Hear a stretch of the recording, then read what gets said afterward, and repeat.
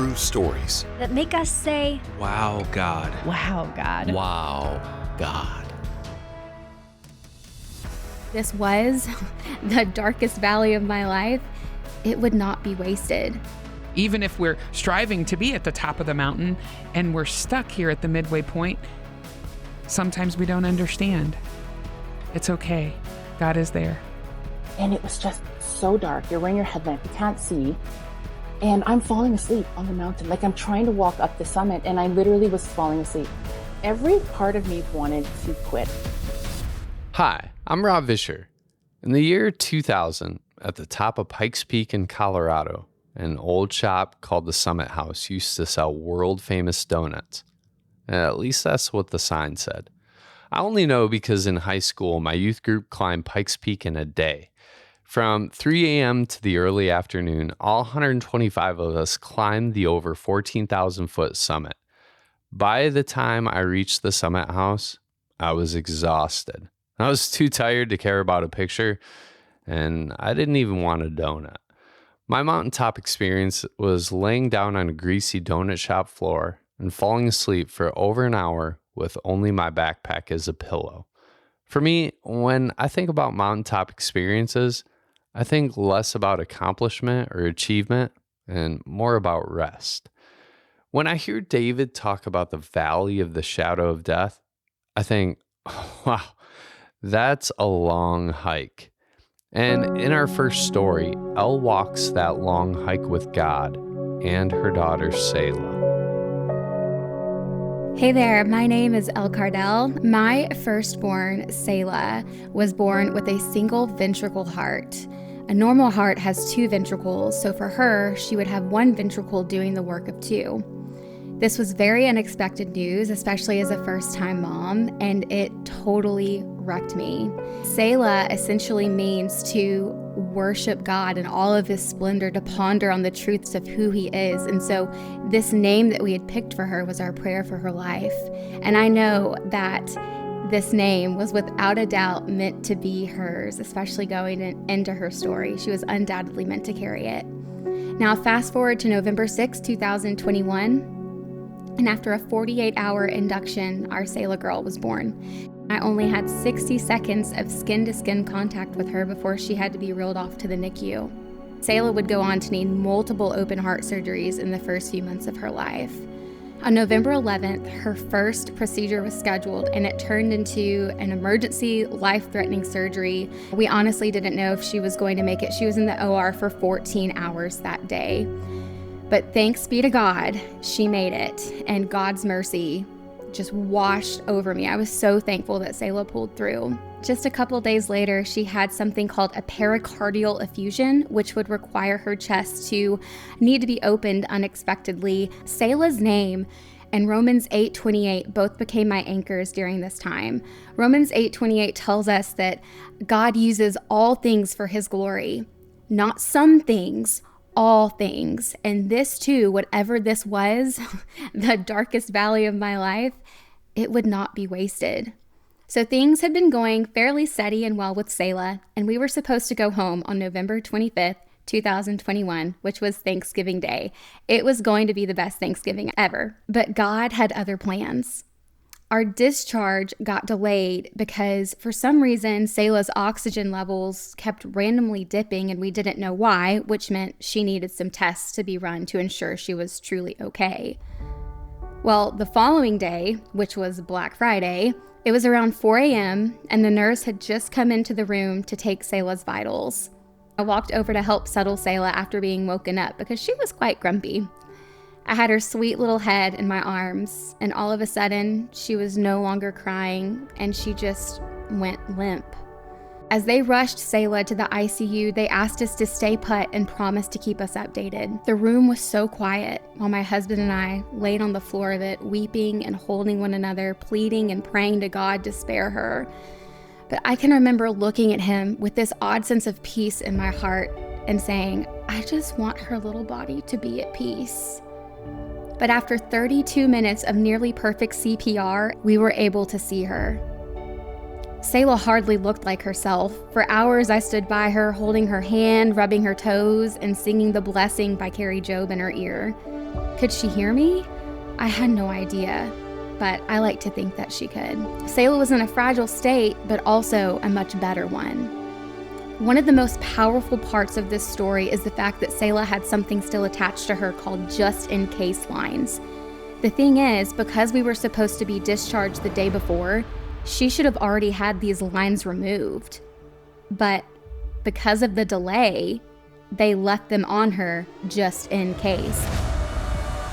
And this meant that her medical team could get her hooked up to the unexpected life-saving care that she needed immediately.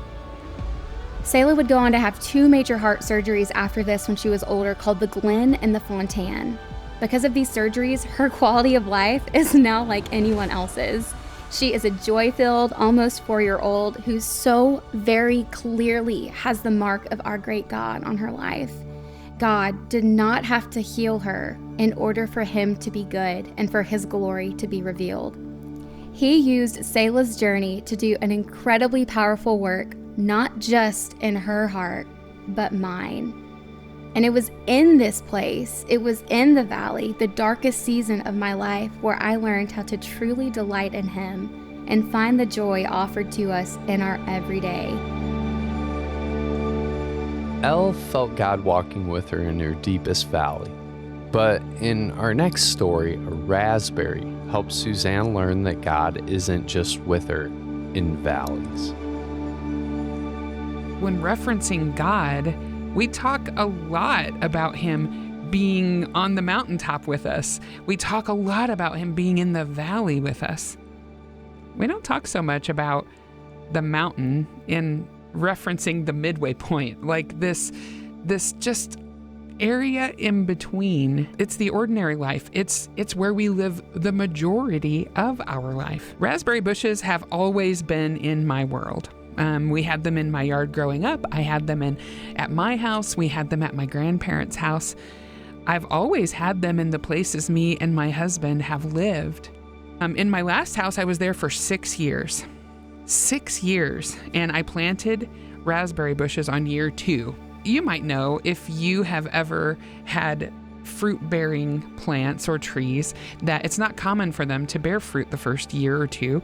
So years 2 to about 5, I watered them, pruned them, readied them for winter, waited patiently for a crop, but season after season, not a single berry, not one. In year 5, 4 raspberries. The thing was, I thought, yes, we're almost there. But then the last year, it was about a year ago, that was year 6. As we packed up to move, those same bushes that I had tended, they were suddenly covered in blooms and forming berries, and they were gonna have so many berries after I left. I was tending a garden of fruit that comes, but I never get to see. So we left that old home after 6 years, and then we moved into the new place. And at our new house last fall, I planted 4 raspberry bushes. New raspberry bushes, knowing full well I'm not going to see a raspberry for a couple of years, but I have to start, right? So I was in my garden this weekend, and there was one golden raspberry. One! It was right there. It was the only one developed. And it made me kind of stop in my tracks. Like, God was reminding me in that moment that his timing is perfect. Even in those small things, even in this daily life, halfway up the mountain sort of moment. Me, barefoot in my garden, don't tell my husband. He hates it when I go out there barefoot. Out there in my garden, impromptu, just pulling some weeds, waving at the neighbors going by. Being able to see this one raspberry that shouldn't have come for another couple of years. See, sometimes we're just in that midway point on our mountain. Actually, a lot of the time over our lifetime, that's where we'll be. Even if we're striving to be at the top of the mountain and we're stuck here at the midway point, sometimes we don't understand. It's okay. God is there. There are everyday moments that you can thank him for and glorify his name. God used fruit to show Suzanne he was with her in the mundane. But In our next story, Averil already enjoyed the mundane. And for much of her life, she definitely didn't seek out mountaintop experiences until tragedy struck in an unexpected way. My husband, Josh, suddenly passed. He was a very fit, healthy guy, and he collapsed in our home gym, and it was sudden cardiac death. I saw a social media post in, I think it was 2021, and it was about Widow's Day. And I was very cynical. I was like, really? And I just read this one page about widows in poverty, widows around the world, how they're treated, how they lose their rights, freedoms, often left destitute. And this is an invisible problem. It's a larger social problem, certainly, because of how women are often treated in other parts of the world. But when you're widowed in some of these other countries, you really lose your identity. So I started just reading more, learning more, all that I could. And I don't know if there's anything I can do to help, because I'm still struggling. I'm still figuring out how to do life as a single mom and as a widow through walking without my husband, who I literally just talked to about everything. And then it was coming up to my 50th birthday in 2023, and we had talked about going skiing in Europe together. That was kind of our dream. I maybe could have done that, but it just wouldn't have felt the same. It would have been kind of twinged with melancholic sadness about what could have been. And so I thought, well, I really want to do something outside the box, something that stretches me and is just so opposite of a fancy pants ski vacation. I woke up one morning and it was like divine intervention saying, you're going to go climb Mount Kilimanjaro and raise awareness, maybe some money for these widows in poverty. And I was like, really? Because whenever I would see other people doing this or on a news thing, I would look over at Josh and be like, don't even get any ideas about that. I'm not interested. That does not look like a good time. No, not my cup of tea. So when I had this voice saying, you are going to go and do this thing, I was just like, okay. Because it couldn't have been further from anything that I would have actually wanted to do. I was turning 50. So my goal was to impact 500 widows living in poverty by climbing 5,000 meters. My goal was to raise $50,000. I started doing a little bit of research, not a lot, apparently. I didn't do enough. I was like, yeah, I'm going to do it. I contacted a couple tour companies, told them when I was going to come and do it. And I said, I want to do a quick, up and down. And then I didn't realize I picked the second hardest route, and I got to shorten it by a day because I wanted to make sure it was really hard. Because I know that these women who are in poverty are facing really hard things every day. So I wanted this to just be so challenging that I would want to give up, but I wouldn't, because I know that a widow in poverty would just desperately want to give up, and she doesn't. The summit is 19,500 feet. I went in September, started the climb on September 25th. Day 3 and day 4 are pretty intense. Day 4 was a really long day of climbing, and now you're getting up to really high altitudes and starting to take a toll, and the breathing is pretty labored. But for me, the thing that happened that kind of threw a bit of a curveball was I actually got sick. I didn't have any Tylenol or cold medicine or anything. And morning of day 4, I was like, oh my gosh, I am sick. Like, I'm carrying a roll of toilet paper with me to blow my nose. I am sick. So when we finished up near the base camp that we would be at before we started the summit climb, we sleep about 3-4 hours, and then you get up at midnight to climb. I woke up about 11:30, completely drenched in sweat. I have a fever. And I thought, what am I going to do? But you know what? I just was like, put your boots on. This is what you came here for. You're just going to go out there and do your best, right? It's like every day when you're a widow, you get up, you put your pants on, and you do what you can that day. And so we just started walking in the dark, and it was just so dark. You're wearing your headlamp. You can't see. And I'm falling asleep on the mountain. Like, I'm trying to walk up the summit, and I literally was falling asleep. Every part of me wanted to quit. I just wanted to go back to my cozy tent. But I just thought, Averil, like every widow who has to flee in the night with her children would love to go back to her home and feel safe. And she does not have that option. So Averil, you are just going to keep going. You're going to put one foot in front of the other until you can't anymore, and you collapse, or you pass out, or they tell you from altitude sickness that you need to turn around and go home. So if none of those 3 things happen, you are just going to keep going. And at one point, my guide actually reached out his hand, and I just held his hand. And he's like, you can do this. And we just held hands and walked in the darkness. Earlier in the week, he had said, I think probably your summit, like, we'll probably make it there in between 5 and 6 hours. Like, you are pretty healthy and fit. Took us over 8 hours. It was a journey of leaning into the darkness, embracing the suck, putting one foot in front of the other. And it wasn't about my fitness level. It wasn't about the training I'd done. It was just about determination and resilience to do the thing that I had said that I would do. We made it to the top, and this beautiful view is actually not the safest place on the mountain. The air is thin. You can't stay there that long. And there's a lot of safety in the valley. Maybe the valley is in the shadow, but who decided that the mountaintop is the only place where we can experience the beauty?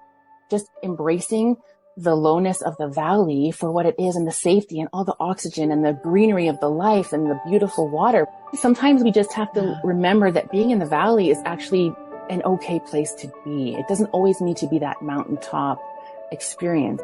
Even in the brokenness of our own journey, when we let the light shine in, we can see the beauty of what our lives still hold. A couple of years ago, my wife and I visited Colorado. Initially, I planned to hike Pikes Peak again and take her with me. A plan which totally fell through once we saw the mountains from our hotel room. Every peak was still covered in snow. We like adventure, but not when there's a risk of freezing to death. Anyway, what Averil said was true. From our hotel room in the valley, the view was majestic, breathtaking, and awe-inspiring.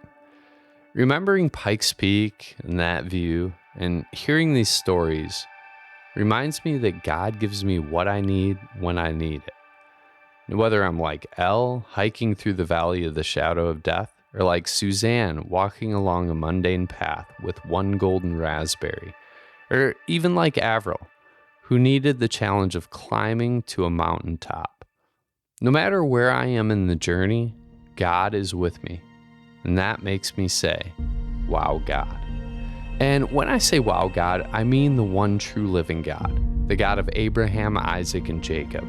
He's the one who makes my heart say, wow, God. Wow, God. Wow, God. My wow God story. I wanted to share a wow God moment. That's my wow God story. Praise God. And I'm so thankful to God for this wow God moment. So, thank you, God.